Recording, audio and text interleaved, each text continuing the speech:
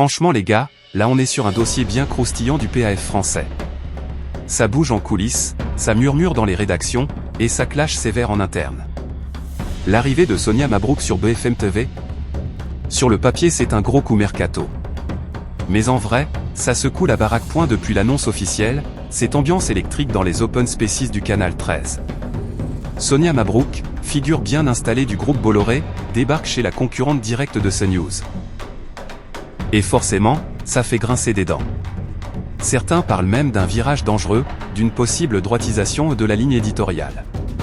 En clair, est-ce que BFM TV est en train de changer de logiciel? Petit rappel, en janvier dernier, Sonia Mabrouk s'était exprimée sur le maintien de Jean-Marc Morandini à l'antenne de CNews après sa condamnation pour corruption de mineurs. Elle avait pris ses distances, affirmant que la décision ne lui appartenait pas, tout en rappelant son respect pour sa direction. Elle insistait aussi sur le fait que CNews était, selon elle, la chaîne de la liberté d'expression.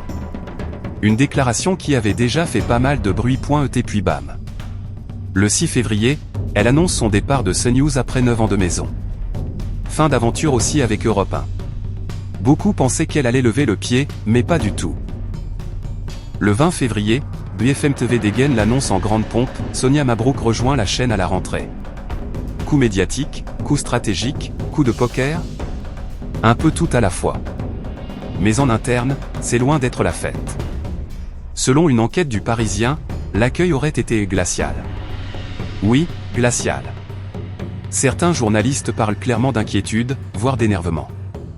La Société des journalistes, SDJ, a rapidement publié un communiqué pour rappeler son attachement à un traitement non partisan de l'information. Traduction, attention à ne pas déraper. 3 autres syndicats ont même évoqué le risque d'une bollorisation de BFM TV. Le mot est fort, mais il est lâché. Pour eux, Sonia Mabrouk n'a jamais remis en cause la ligne éditoriale de CNews et aurait contribué à la banalisation de l'extrême droite. Autant dire que ça pose le débat cash, sans filtre. Certains redoutent que l'antenne puisse basculer vers une ligne plus radicale, bien loin de la déontologie journalistique. D'autres appellent au calme. En interne, la rédaction serait coupée en deux. Il y a ceux qui pensent que c'est un move intelligent, un vrai coup de boost pour relancer la machine dans une période compliquée. Et puis il y a ceux qui râlent avant même de voir le résultat, en mode on connaît déjà le film. Parce que oui, il faut le dire, BFM TV est en perte de vitesse.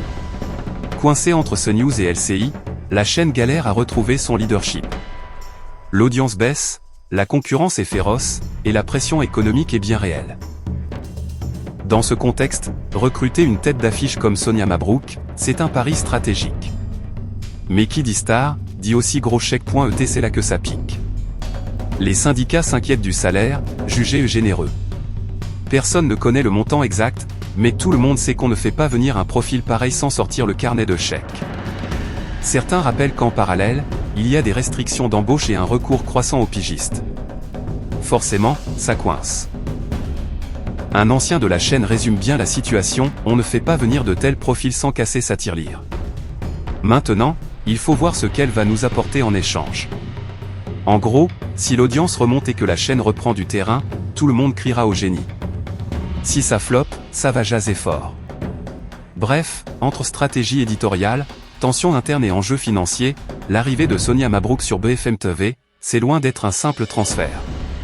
C'est un vrai tournant pour la chaîne. Reste à voir en septembre si ce coup de poker sera un coup de maître, ou un énorme bad buzz.